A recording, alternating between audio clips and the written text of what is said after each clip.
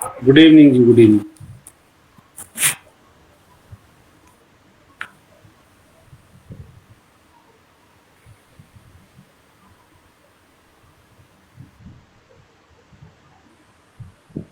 जी चलो, आप सबको नमस्कार। कल हमने फिजियोलॉजी की क्लास स्टार्ट की। कल हमने समझा एनाटॉमी फिजियोलॉजी क्या होता है, उसकी अवधारणा क्या है, मानव शरीर का रचना कैसे होता है, उसके वर्गीकरण क्या क्या है, उसके संगठन कौन कौन से हैं, और मानव शरीर से संबंधित कौन कौन से department according to the medical science है और उससे कौन सी बीमारियां जुड़ी रहती है, उन सारी चीजों पे हमने चर्चा किया। साथ में हमने न्यूक्लियस यानी केंद्रक पे चर्चा किया। अब आज से हम सेल से शुरू करेंगे। सेल क्या होता है, सेल्स, और फिर आगे धीरे धीरे हम इस पे आगे बढ़ेंगे। कल जैसा कि हमने पढ़ा था कि मानव शरीर के सूक्ष्मतम इकाई को हम क्या कहते हैं, इकाइयों से मिलकर क्या बनता है, सेल।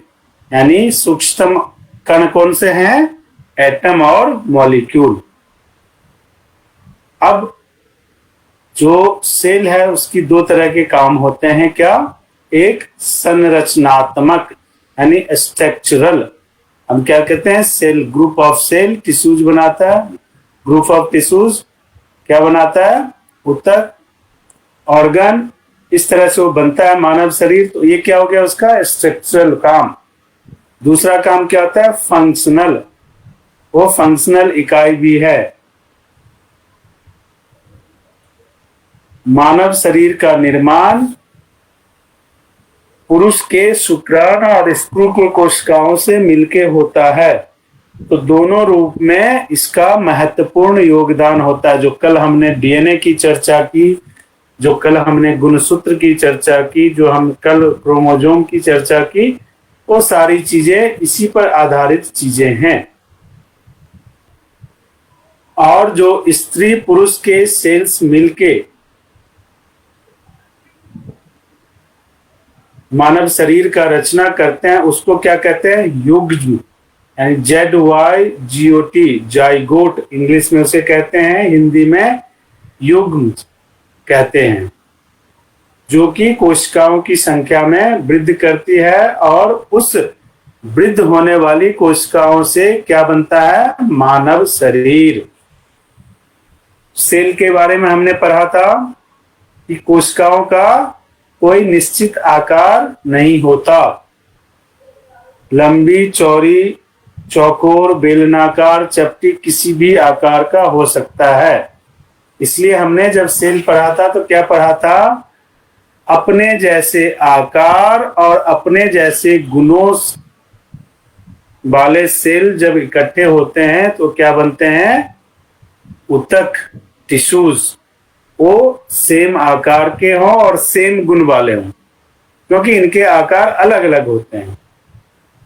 जो जिस चीज में हम सेल का अध्ययन करते हैं उसको क्या कहते हैं, कल हमने लिखवाया था, उसको कहते हैं साइटोलॉजी, यानी चिकित्सा विज्ञान का वह शाखा जिसके अंदर हम सेल्स और या कोशिकाओं का अध्ययन करते हैं। अब कोशिकाओं में क्या होता है, हमने एक पढ़ा था कोशिका कला यानी सेल मेम्ब्रेन्स। कल लिखा था आप लोगों ने कोशिका द्रव्य यानी साइटोप्लाज्म, और क्या पढ़ा था, केंद्रक यानी न्यूक्लियस। ये हमने कल पढ़ लिया था। अब जो कोशिका साइटोप्लाज्म होता है यानी कोशिका द्रव्य होता है, उसके भीतर पाए जाने वाले जो तरल पदार्थ होते हैं जिसको क्या कहते हैं, प्रोटोप्लाज्म। कल हमने पढ़ा था जिसको क्या कहते हैं, प्रोटोप्लाज्म, जो जेली के समान गाढ़ा होता है, उसका कोई कलर नहीं होता है, अपने साथ अन्य सेल्स को घोलने का काम वो करता है। और इसी पानी जो कार्बनिक पदार्थ होता है जिसमें protein, glucose, chloride, phosphate, calcium, sodium, bilirubin, enzyme आदि होते हैं। अब कोशिका द्रव्य निम्नलिखित संरचनाएं होती हैं।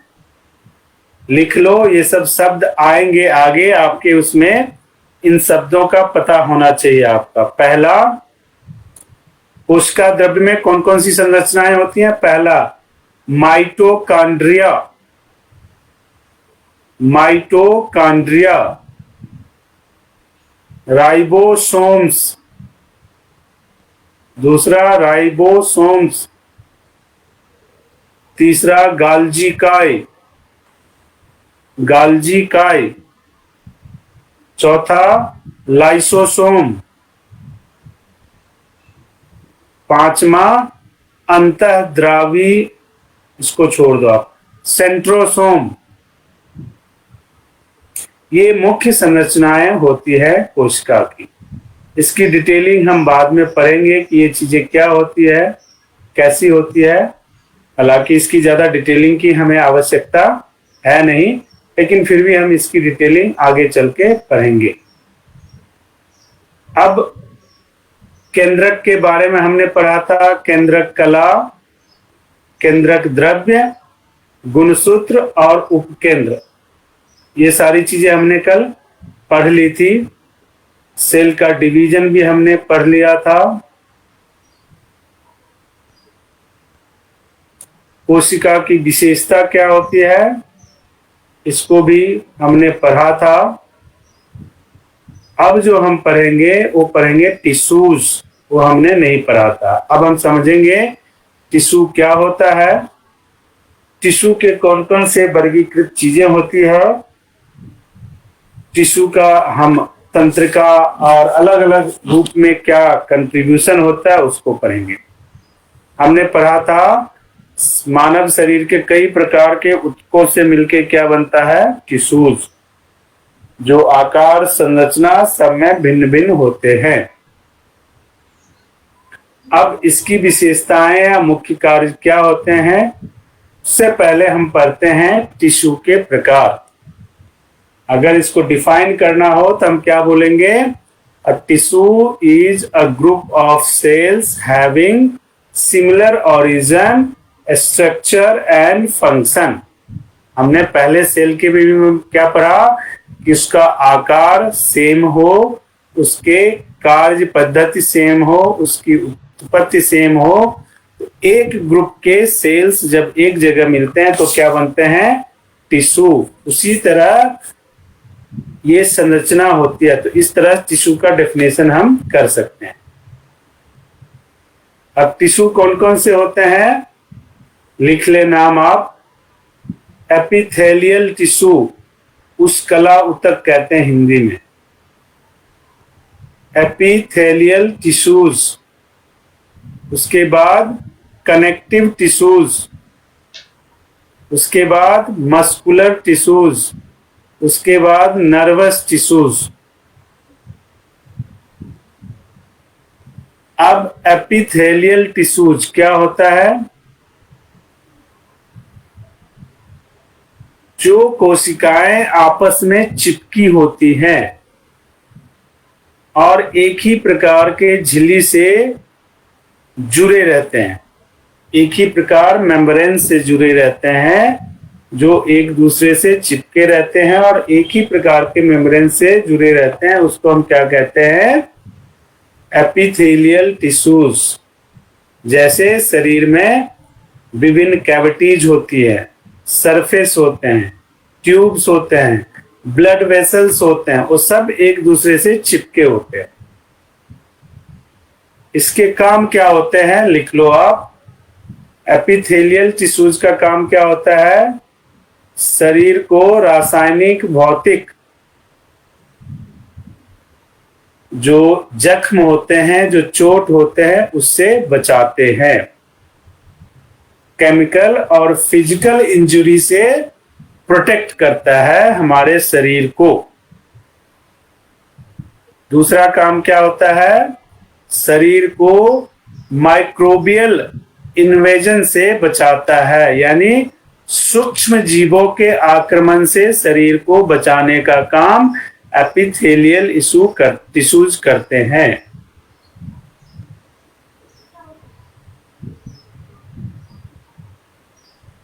ये क्या होते हैं? रिसेप्टर टिश्यूज होते हैं। रिसेप्टर टिश्यूज में क्या पाए जाते हैं? एक विशेष तरह का उत्तेजना, स्टिमुलेशन होता है, जो अकॉर्डिंग टू द सूक्ष्म प्रक्रियाओं के अगेंस्ट वो क्रिया करता है।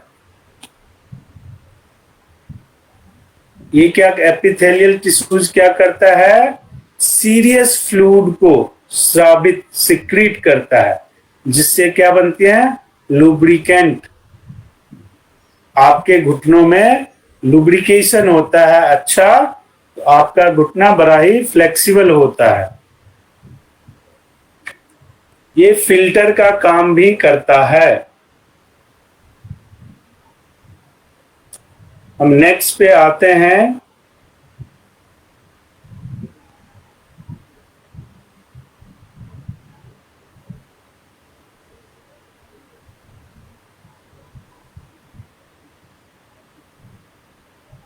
दूसरा क्या था? Connective tissues. ठीक है, दूसरा कनेक्टिव टिश्यूज, ऐसा ऊतक जो शरीर में अन्य ऊतकों की अपेक्षा सबसे ज्यादा मात्रा में पाई जाती हो। ऐसा टिश्यू जो अन्य टिश्यूज की अपेक्षा शरीर में सबसे ज्यादा मात्रा में पाई जाती हो, that is called connective tissues. A tissues is one of the most abundant types of tissues that found in human body.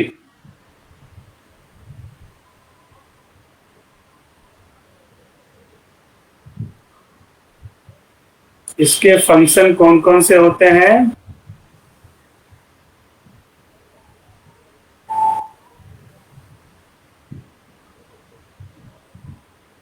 एक मिनट।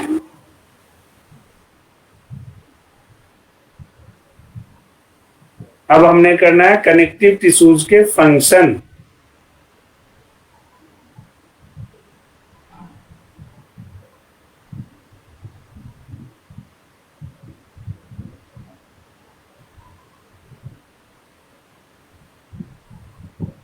लिखो नंबर 1,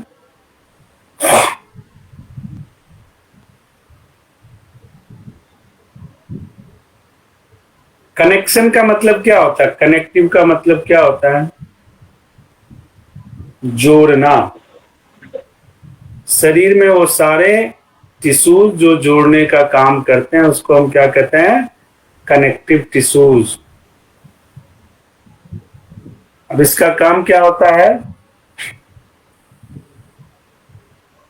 विभिन्न टिश्यूज को आपस में जोड़ता है, पहला काम। कनेक्टिव जो जोड़ होते हैं उसको सुरक्षा प्रदान करता है, दूसरा काम। फैट को कलेक्ट करता है, तीसरा काम। कनेक्टिव टिश्यूज जो कनेक्शन है उसकी सूक्ष्म जीवों से रक्षा करता है, और ऑर्गन्स फ्री होने पे उसको मरम्मत का काम करता है। ये सारा काम क्या है? कनेक्टिव टिश्यूज का। अब इसमें कौन कौन सी कोशिकाएं पाई जाती है, इसको नहीं पढ़ना हमने। इसके कार्य क्या होते हैं? टिश्यूज के कार्य क्या होते हैं? फाइबर को स्रावित करना, जिससे क्या मिलता है? कोलेजन। कोलेजन तंतु क्या होता है? आपके ज्वाइंट्स पे सबसे ज्यादा काम क्या करता है? कोलेजन। कोलेजन क्या होता है? एलोवेरा देखा आपने? एलोवेरा के जो फ्लूइड्स होते हैं उसी टाइप को हम कोलेजन कहते हैं। ज्वाइंट्स पे, नी ज्वाइंट पे, एंकल ज्वाइंट पे वो जब तक रहेगा तो आपकी घुटनों से आवाज नहीं आएगी। तो ये क्या करता है? कोलेजन बनाता है। उसके बाद क्या करता है? हिस्टामिन, हेपेरिन,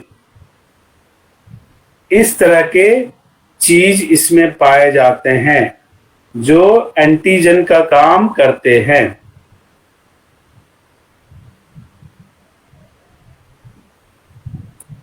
इसके अलावा प्लाज्मा कोशिकाएं, प्लाज्मा सेल, बी लिम्फोसाइड, जो कि किससे उत्पन्न होती है?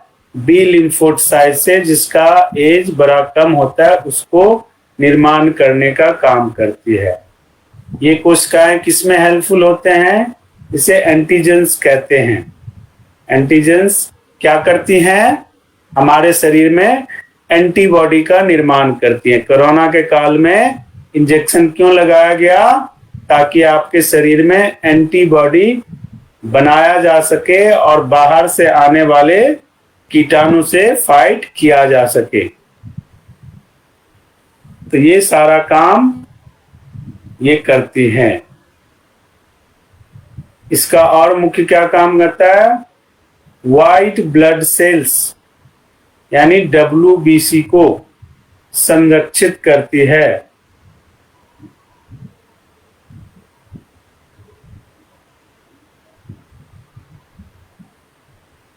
अब इसके अलग अलग प्रकार होते हैं। लिम्स में अलग होते हैं, ब्लड में अलग होते हैं, संधियों में अलग होते हैं, अस्थियों में अलग होते हैं। इतनी डिटेलिंग में हमें नहीं जाना है,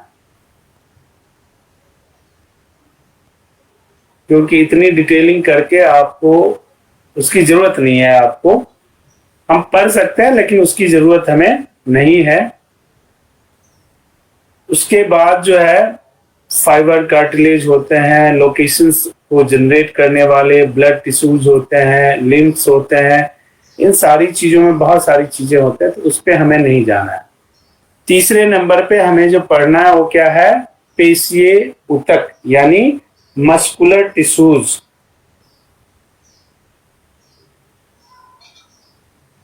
ये किससे बनते हैं?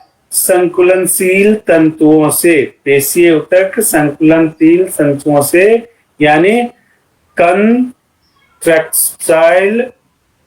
फाइबर से इसका निर्माण होते हैं। इसमें सिकुड़ने की क्षमता होती है।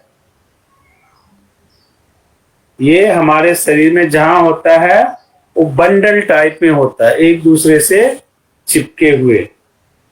ये 3 प्रकार के होते हैं, लिख लो आप तीनों प्रकार। पहला स्केलेटल मसल्स यानी कंकालीय पेशी, स्केलेटल मसल्स। दूसरा विसरल मसल्स। तीसरा कार्डियक मसल्स।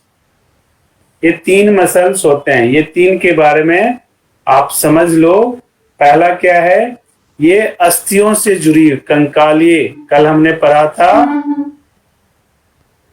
जब हम स्ट्रक्चर खड़ा कर लेते हैं बोन्स का तो उससे क्या जुड़ता है? पेशियां। उसको स्केलेटल मसल्स कहते हैं। जो पेशियां जुड़ते हैं अस्थियों से उसको स्केलेटल मसल्स कहते हैं। स्केलेटल मसल्स क्या काम करती है? इसको हम ऐच्छिक पेशियां यानी वॉलंटरी मसल्स भी कहलाती है, क्योंकि ये इच्छा के अनुसार फैल जाता है और इच्छा के अनुसार सिकुड़ जाता है। आप अपने काफ मसल्स को देखो। जब आप अपने पैर को टाइट करते हो तो हार्ड हो जाता है। अब जब अपने पैर को आप लूज छोड़ दो, अभी करके देखो, वो मसल्स लूज हो जाएगा। यानी संकुचन और प्रसारण दोनों की क्षमता होती है। देखो ये मैंने ऐसे फोल्ड किया, ये मसल्स क्या हो गया? हार्ड। इसको मैंने छोड़ दिया, ये हो गया सॉफ्ट। तो जब ये हार्ड हुआ तो क्या हुआ? सिकुड़ गया। जब मैंने छोड़ दिया तो ये क्या हो गया? सॉफ्ट, फैल गया। इसी को कहते हैं कंकालीय पेशी, जिसमें संकुचित होने का और प्रसारित होने का ऐच्छिक क्षमता होता है। इसलिए इसको हम वॉलेंट्री मसल्स भी यानी ऐच्छिक पेशियां भी कहते हैं। दूसरा हमने क्या पढ़ा था? Visceral muscles. ये क्या होती है? स्मूथ मसल्स कहलाता है। ये अनैच्छिक होता है, ये अपने इच्छा शक्ति से कार्य नहीं कर सकती। जैसे अमाशय के अंदर जो मसल्स हैं, यूरिन के अंदर जो मसल्स है, यूरिन ब्लैडर के जो मसल्स हैं, वो अपनी इच्छा से सिकुड़न और प्रसारण उसका नहीं हो सकता। अगर वो फैलेगा तो क्या हो जाता है, वो लटक जाता है, जिसके कारण क्या होता है, अगर यूरिनरी ब्लैडर में मसल्स लटक गया, एक बार फैल गया, तो आपको बार बार यूरिन आएगा। तो डॉक्टर क्या करता है, ऐसी दवाई देता है कि वो मसल्स स्ट्रांग हो जाए, तो आपको बार बार यूरिन, क्योंकि जैसे ही मसल्स वीक होता है तो यूरिन स्टोर करने की कैपेसिटी यूरिन ब्लैडर का खत्म हो जाता है। इसलिए ये जो मसल्स होते हैं ये अनैच्छिक होते हैं, ये इच्छा के अनुसार चेंज नहीं होते। तीसरा हमने क्या पढ़ा, कार्डियक मसल्स। ये जैसा नाम ही है कार्डियक, हृदय में पाई जाने वाली पेशियां कहलाती है। ये भी अनैच्छिक होती है, क्योंकि ये भी अगर फैल जाए तो हृदय की मसल्स अगर वीक हो जाता है तो हमें सांस लेने में दिक्कतें आने लगती है, हम हांफने लगते हैं। इसलिए ये भी अनैच्छिक हैं। ये इसे क्या कहते हैं, हृदय का दीवार, वॉल है, वॉल ऑफ हार्ट। ये बहुत इंपॉर्टेंट होते हैं। ये क्या करते हैं, मूवमेंट क्रिएट करते हैं, जो पोस्चर है बॉडी का उसको मेंटेन करते हैं, हीट प्रोड्यूस करते हैं, प्रोटेक्ट करते हैं, जॉइंट्स में स्टेबिलिटी लाते हैं। इसलिए ये अनैच्छिक होते हैं। तीसरा हमने क्या पढ़ा, तंत्रिका तंत्र, नर्वस टिश्यूज। ये क्या होता है, ये एक्साइटेबल ऊतक होता है।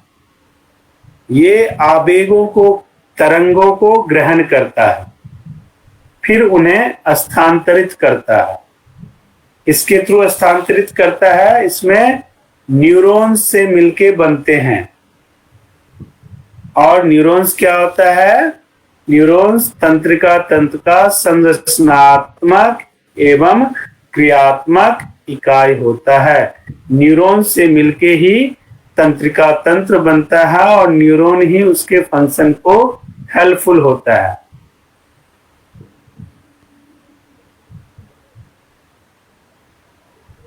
अब इसके बाद जो नेक्स्ट चीज हमें पढ़ना है, अब आ गया कंकाल तंत्र, स्केलेटल सिस्टम। हमने क्या क्या पढ़ लिया, हमने सेल पढ़ लिया, हमने केंद्रक पढ़ लिया, हमने टिश्यूज पढ़ लिया, टिश्यूज के पार्ट्स पढ़ लिए, किस टिश्यूज के क्या फंक्शन है वो हमने पढ़ लिया। अब क्या होगा, ये सारी चीजें तो प्रिपेयर होगी, अब हमारे बॉडी का स्ट्रक्चर तैयार होगा। कंकाल तंत्र क्या होता है, हमारे शरीर का सबसे मजबूत तंत्र, जिसके अंतर्गत शरीर की विभिन्न अस्थियां क्या होती है, बोन्स की संरचना, उसके संगठन एवं कार्यों का अध्ययन करते हैं।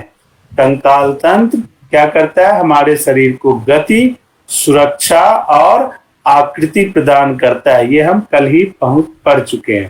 कंकाल तंत्र में टोटल कितने हड्डियां होती है, 206 हड्डियों से मिलके कंकाल तंत्र बनती है। उसमें अस्थियां, उपास्थियां और झिल्लियां सम्मिलित हैं।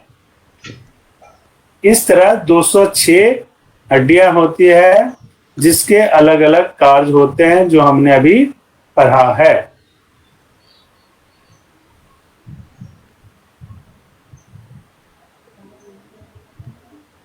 अब एक बार फिर आप देख लो, और इसमें से कुछ छूट गया तो लिख लो कि कंकाल तंत्र के क्या काम होते हैं।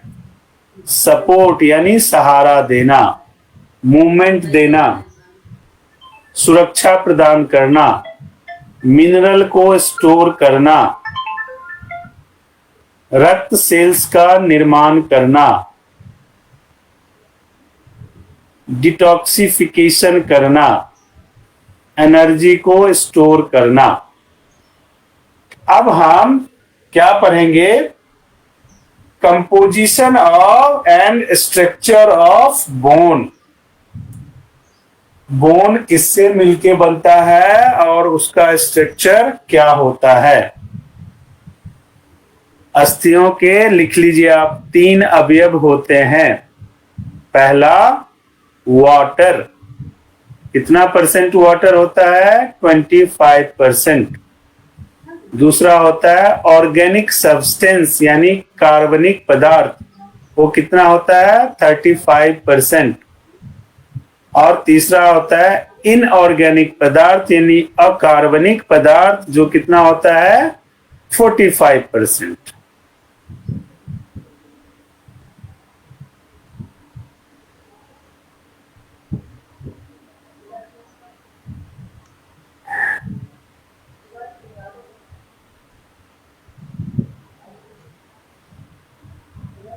ये तो आपका था इसकी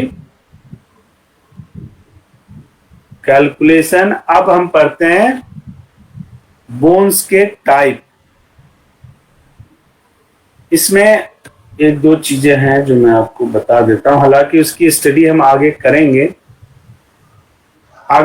इसकी जो आरबीसी डब्ल्यूबीसी है, इस पर हम आगे बताएंगे।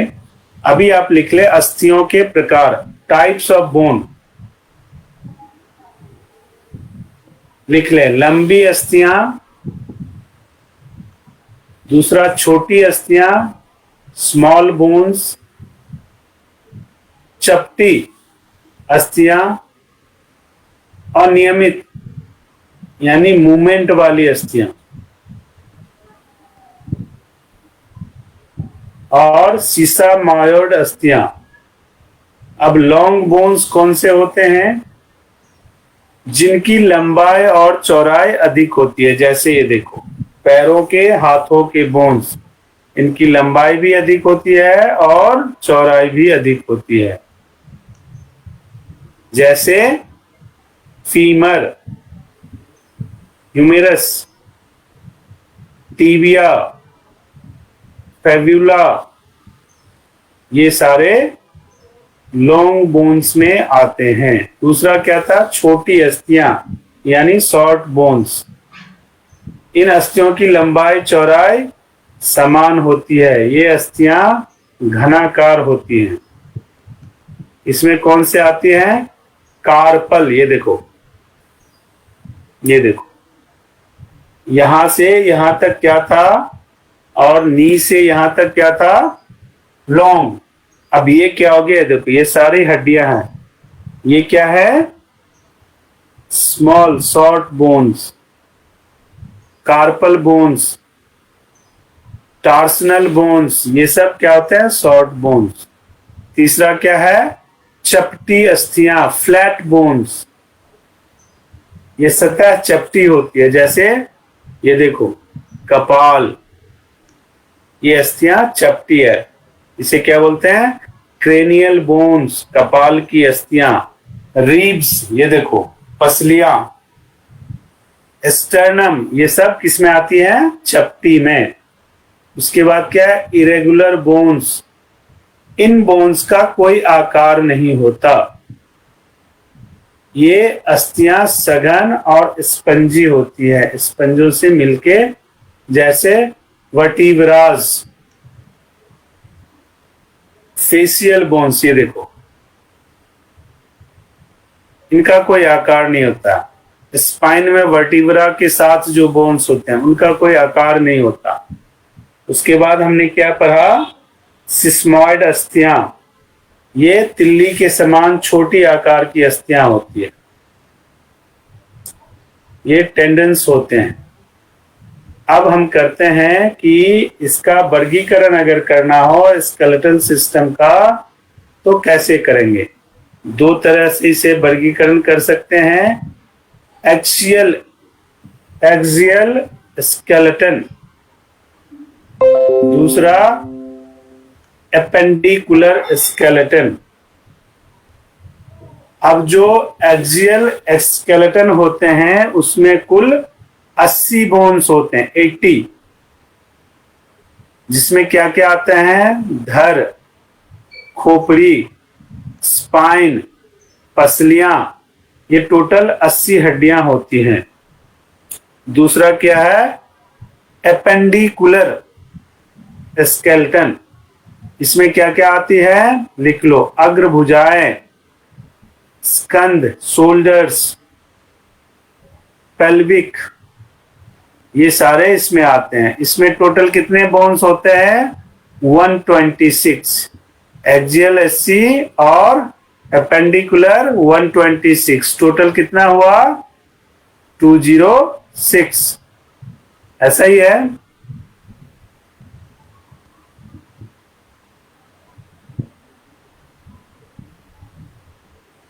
अब इसका मैं एक एक करके लिखाऊं या 206 एनएफ है? एक करके लंबा चौड़ा लिस्ट हो जाएगा, मुझे लिखवाने में कोई दिक्कत नहीं है, बताओ। मैं क्या करूंगा, इसको बना के व्हाट्सएप पे डाल दूंगा, आप लोग उसको पढ़ लेना, क्योंकि बड़ा लंबा चौड़ा हो जाएगा एक एक करके लिखवाने में। जी सर। ठीक है जी। अब हम आते हैं स्कल पे। जो खोपड़ी है हमारी, उसमें टोटल, जिसमें ब्रेन सुरक्षित होती है, इसमें कुल 22 बोन्स होते हैं, जिनमें 8 को हम कपालीय अस्थियां कहते हैं, कपालीय बोन्स। देखिए ये जो है ना, ये 8 होते हैं और ये 14 होते हैं, टोटल मिलके क्या हुआ? 22। कपालीय यानी ये 8 और ये 14, टोटल कितने हो गए? अब इसमें भी संख्या अलग अलग, जैसे फ्रंटल 1 होता है, पैराइटल 2 होता है, टेम्पोरल, ये मैं अलग अलग करके आपको भेज दूंगा, मोटे तौर पे मैं बता देता हूं आपको।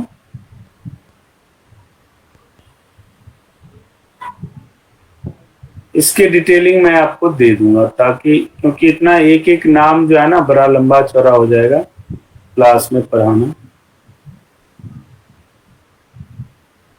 अब आते हैं वर्टिब्रल पे। वर्टिब्रल कॉलम, ये क्या होता है? स्पाइन की बात करते हैं। वर्टिब्रा किसमें होता है? स्पाइन की, बैकबोन। बैकबोन में, इसको बैकबोन भी कहते हैं, स्पाइन भी कहते हैं, हिंदू में कशेरुका दंड कहते हैं, और रीढ़ की हड्डी भी कहते हैं। इसमें 24 अस्थियां होती है, इसकी 26 वर्टिब्रा से मिलकर बनी होती है। अंग्रेजी में इसका अक्षर एस के आकार का ये होता है। बच्चों में ये कुल 33 होती है। जब हम बड़े हो जाते हैं तो कुछ 5-6 ज्वाइंट हो जाते हैं, इसकी संख्या 26 हो जाती है, जिसमें से 7 सर्वाइकल के बोन्स होते हैं। लिख ले आप, 7 बोन्स, टोटल 33 होते हैं। 7 बोन्स सर्वाइकल के, सर्वाइकल वर्टिब्रा के, जो नेक रीजन में होते हैं। ग्रीवा कशेरुका जिसको बोलते हैं। 12 थेरोसिक बोन्स होते हैं। 5 लंबर बोन्स होते हैं। 5 सैक्रम, 4 कॉक्सिजियल।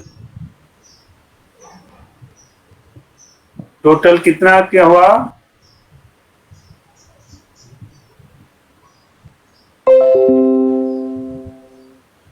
33 पूरे हुए या नहीं? एक बार और सुन लो। 7 सर्वाइकल, 12 थेरोसिक, 5 लंबर, 5 सैक्रम और 4 कॉक्सिजियल। टोटल कितने हुए? सब सो गए? क्लास में बैठे भी हो? 33। 33 हो गया। जी सर। चलिए, अब हम आते हैं इसके फंक्शन पे। इसका फंक्शन क्या होता है? स्पाइन का शरीर के भार को वहन करना, शरीर के वजन को वहन करना, खोपड़ी को स्कल को सहायता प्रदान करना। पहला काम क्या हुआ? शरीर के वजन को, बॉडी वेट को सहन करना, उसको बना के रखना। दूसरा काम क्या है? स्कल को सहायता प्रदान करना। तीसरा काम क्या है? शरीर को गति प्रदान करना। आप फ्लेक्सिबल क्यों हो पाते हो? स्पाइन की वजह से। मैं ऐसे झुक रहा हूं, मैं ऐसे टेढ़ा हो रहा हूं, मेढ़ा हो रहा हूं, झुक के कोई चीज उठा रहा हूं। ये फ्लेक्सिबिलिटी कहां से आती है? स्पाइन की वजह से। अब बोन्स ऑफ थोरेक्स, यानी थोरेसिस केज में जो बोन्स होते हैं, तो 12 थोरेसिक हमने पढ़ा। इसके अंदर डिटेलिंग फिर मैं अभी नहीं जाऊंगा, क्योंकि वो फिर बड़ा हो जाएगा, तो डिटेलिंग मैं आपको बता दूंगा लिख के। ये डिटेल देना पड़ेगा। उसके बाद हम आते हैं एपेंडिकुलर की डिटेलिंग में। शोल्डर में जो होता है बोन्स, अपर लिम्स में, लोअर लिम्स में, ये टोटल 126। तो ऊपर अगर पेल्विक और बोन्स अपर लिम्स दोनों के मिला देते हैं तो 49 होते हैं, और निचली भुजाओं सबको मिला देते हैं तो वो 28 होते हैं। इन सारों का हम करेंगे, आपको लिख के दे देंगे, क्योंकि बड़ा लंबा चौड़ा हो जाएगा तो फिर प्रॉब्लम हो जाएगी। तो इसको हम इतनी डिटेलिंग में नहीं करते हैं।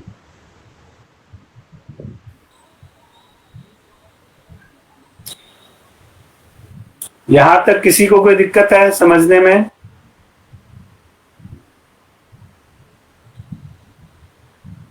देखो, ये सारी कैलकुलेशन है जो आपको याद रखने हैं। टोटल कितने बोन्स होते हैं, उसके क्या फंक्शन हैं, ये सारे पेपर में आएंगे आपके। और इसका जवाब देना पड़ेगा। जो आपको बताया गया सारी चीजें, काम, फंक्शन, टोटल कितने हैं, वो सारी चीजें। अब हम आते हैं, ये तो बोन्स की बात हमने कर ली, हमारे शरीर में कितने क्या है, कैसे हैं, कौन कौन से प्रकार हैं। उसका जो डिवीजन है वो आपको मैं बना के भेज दूंगा कि कौन सा बोन्स कितना है, नी में कितना है, जॉइंट्स में कितना है, शोल्डर में कितना है, वो सारी चीजें मैं बता दूंगा। इसके बाद हमें पढ़ना है जॉइंट्स। अब जॉइंट्स क्या किसे कहते हैं, कौन बताएगा मुझे?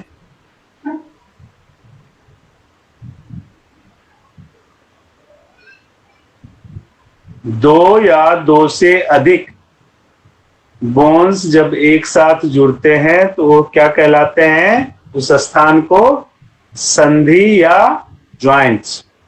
शरीर के सभी विभिन्न स्थानों में जॉइंट से जुड़ के रखा गया है। इसके अध्ययन को ही हम क्या कहते हैं? संधि विज्ञान। जो ऑर्थोलॉजी कल हमने पढ़ा था वो इसी को कहते हैं। अब इसका वर्गीकरण हम किस तरह से कर सकते हैं? मुख्य तौर पे ये 3 प्रकार की होती है, लिख लें आप। पहला, तंतुमय संधियां, यानी फाइब्रस ज्वाइंट।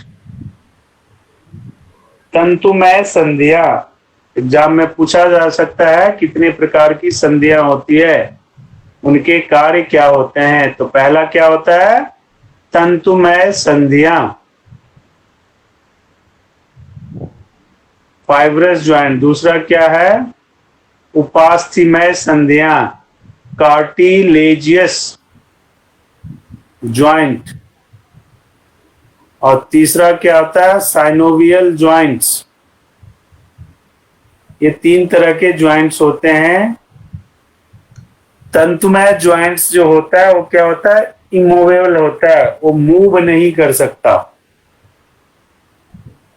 इसलिए इसमें गति नहीं होती है। जैसे ये देखो, स्कल की जितनी है इसको आप मूव नहीं कर सकते, जहां फिक्स है वो फिक्स है।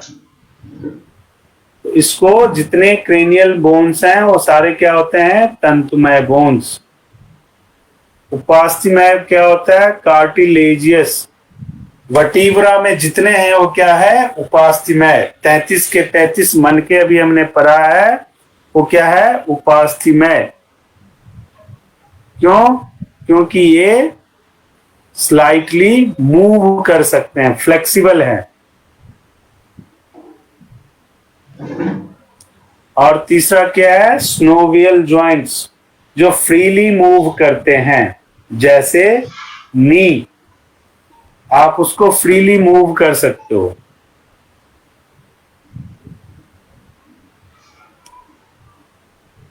देखो स्नोवियल में कौन कौन सा आ गया, नी, शोल्डर और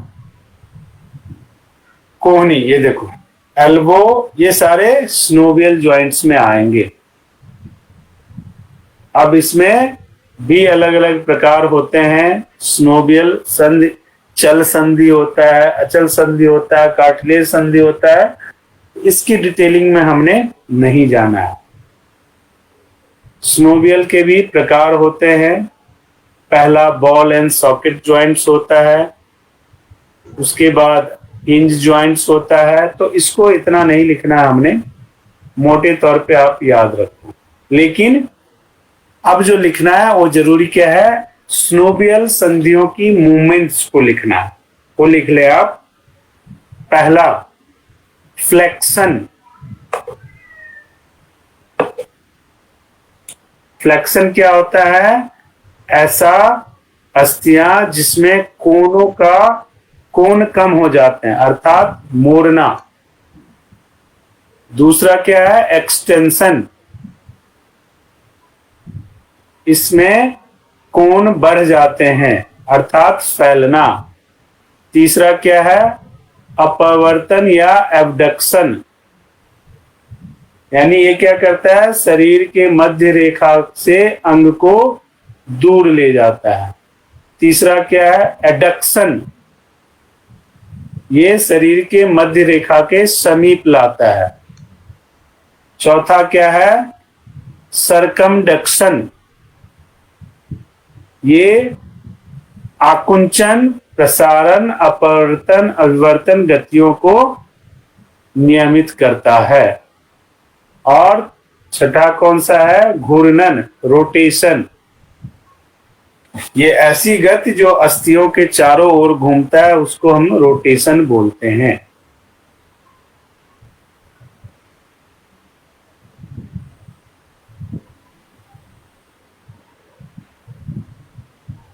अब आप लिख लें मानव शरीर की विभिन्न संधियां। और विभिन्न कौन कौन से हैं, पहला कपाल की संधियां, ज्वाइंट ऑफ स्कल्स।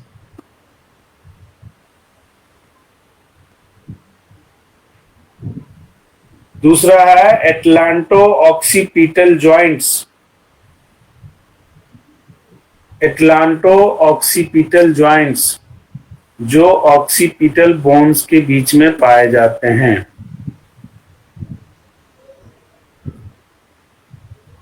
नेक्स्ट क्या है, टेम्पोरोमैंडिबुलर ज्वाइंट्स। टेम्पोरोमैंडिबुलर ज्वाइंट्स,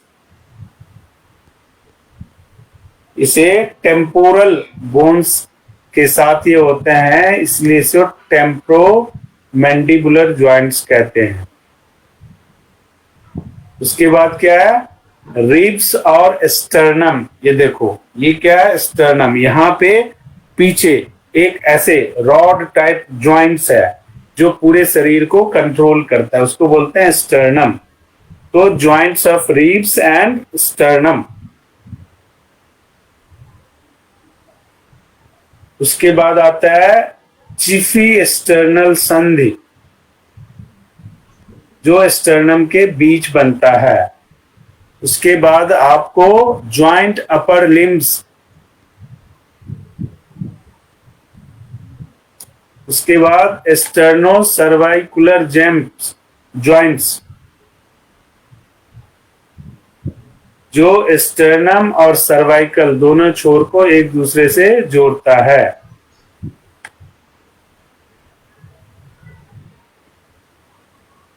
उसके बाद है एक्रोमियोक्लेवुलर ज्वाइंट्स,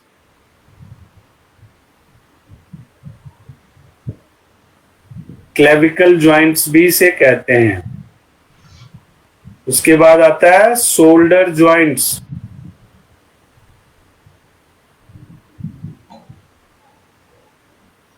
उसके बाद आता है एल्बो ज्वाइंट्स,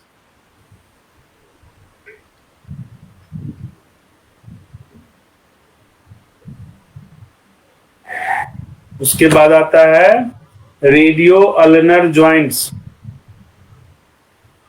उसके बाद आता है रिस्ट ज्वाइंट्स। ये सब जब हम डिजीज पढ़ेंगे ना तो बड़ा इंपॉर्टेंट होगा। अब किसी को कार्पल सिंड्रोम है, देखो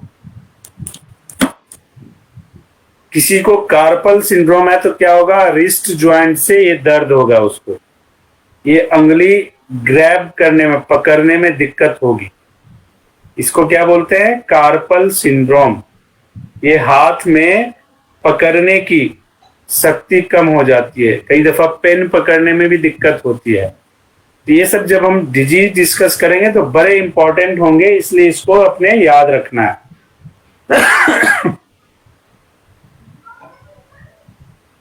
उसके बाद क्या है, joints of hands and finger. ये देखो ये सारे ज्वाइंट्स हैं। जब हम थोड़ा सा सुजोग की बात आपसे करेंगे तो आपको पता चलेगा कि ये ज्वाइंट्स कितने इंपॉर्टेंट है। ये देखो, ये हो गया एंकल, ये हो गया नी, और ये हो गया बैक का कमर। इसमें क्या हो गया, ये हो गया रिस्ट, ये हो गया एल्बो, और ये हो गया शोल्डर। तो कितना इंपॉर्टेंट है, लेकिन जब इस पे हम करेंगे उसके बाद बात करेंगे। उसके बाद आता है कार्पल ज्वाइंट्स, उसके बाद आता है कार्पल मेटाकार्पल संधि,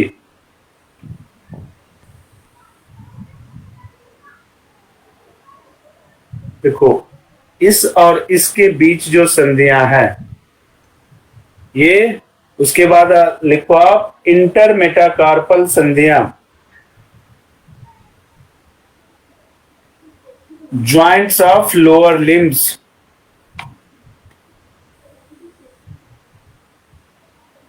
हिप ज्वाइंट,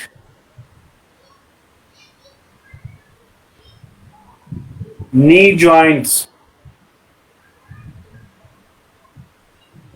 इसमें tibiofibular joints, ankle joints,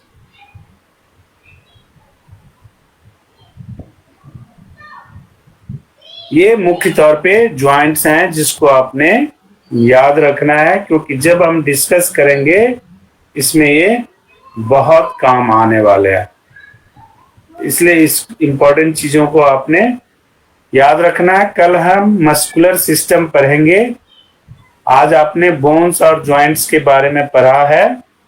bone और ज्वाइंट की जो डिस्कशन है, जब हम डिजीज वाइज डिस्कशन करेंगे तो इसके इंटरनल चीजों का स्टडी हम करेंगे कि क्यों होता है, कैसे होता है, अगर ये होता है तो इसके क्या उपाय हैं, या नी में पेन क्यों हो जाता है, किसमें क्या प्रॉब्लम आ जाता है। ये सारी जब हम डिजीज वाइज स्टडी करेंगे तब इस पे काम करेंगे।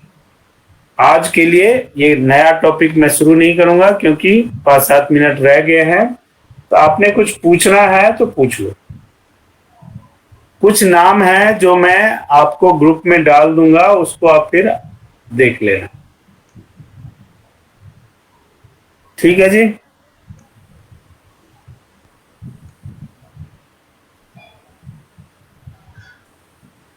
सर जी आज के क्लास को यहीं पे खत्म करते हैं। कल से फिर एक नया सिस्टम लेके हम क्लास करेंगे और वो है मस्कुलर सिस्टम। ठीक है जी, जी। बहुत बहुत धन्यवाद।